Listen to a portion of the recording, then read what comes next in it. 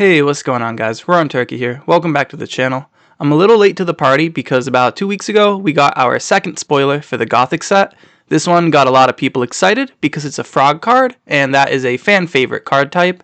And I figured it'd be a good time to review the frog cards that we already have in Sorcery.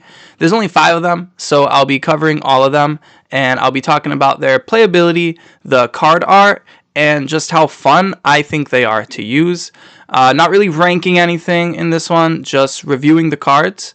But before we begin, if you like this kind of content and you want to see more, please like the video and subscribe to the channel. It really means a lot. And drop a comment what your favorite frog card is and any suggestions for future videos. Thanks. First up is Felbog Frogman, and this one is actually one of my favorites for the card art alone. There's something about the anthropomorphic frogs and the art style that really gives me frog and toad vibes, which I love. The frogmen, unfortunately, are the least playable of the frog cards in my opinion. Being a 2 mana, 2 power with a pretty trivial ability is not enough to be strong, although the ability is fun. Movement plus and other types of movement abilities are fun in Sorcery, and the Felbog Frogmen being able to jump over sights can lead to some interesting stories, like, for example, leaping over a perilous bridge to reach the other side.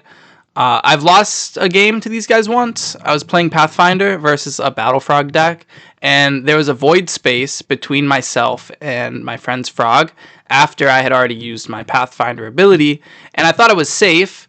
But when I passed, my opponent just drew a sight, played it over that void, and then used the frog leap attack to hit me directly, and it was pretty crazy.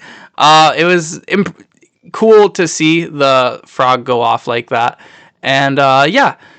So the Felbog Frog, it has fantastic art, a fairly lackluster ability, but some great storytelling to go with it.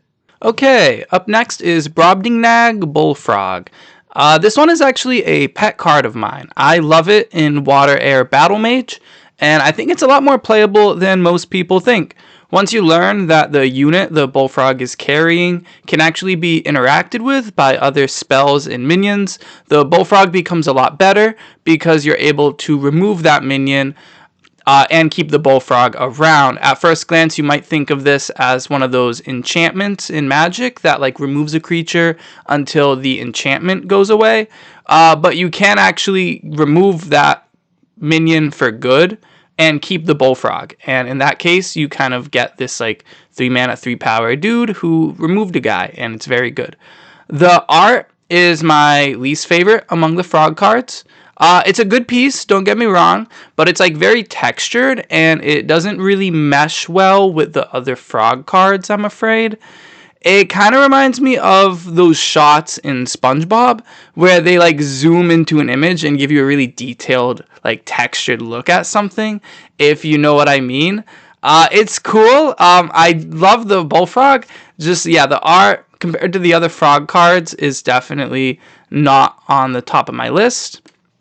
But I do think he's pretty playable. The art is good, and he is fun once you learn how to use him. It can be really neat. Coming up next is Polymorph, and we're gonna start getting into the heavy hitters now. Polymorph easily has the best art amongst the frog cards in my opinion. The sheer terror on the frog's face and his emergence from the person is amazing. It's a pretty good removal spell where for 2 mana you get to banish a minion. That's the cheapest that you can get that effect for, but it is proximity based and you do leave behind a frog token. I actually stopped playing this card when Avatar of Air was more popular because that frog token would oftentimes get forgotten about, and a few turns later have a boulder summon to it and take out my board and deal 4 to me, and it was quite dastardly. Now that AoA is a bit less dominant, I think Polymorph is a good removal option again, as long as you're able to get in range to use its effect. So very playable. Pretty fun to use, especially when you're transforming a really big thing like Atlas Wanderers or something, just turn them into a little frog. Really cute there. And yeah, best art for the frog cards. Great stuff on this one. And now we've got Tadpole. This is the only site that does anything with frogs and is very, very good in terms of playability and art. It's pretty generically powerful as long as you can get 3 water. Summoning 3 bodies in addition to getting a sight is nothing but upside. It's a little awkward that they come into play submerged because it means you need to spend a few turns to move the little guys around and get them where you need to. But frog tokens are very flexible in what you can use them for. Manuscripts are very popular. Anthems to buff them up. Just carrying artifacts. A lot of things, a lot of potential that you can use this site for. And the art on it is incredible. It's definitely one of the best. And it's especially great if you get it on the playmat.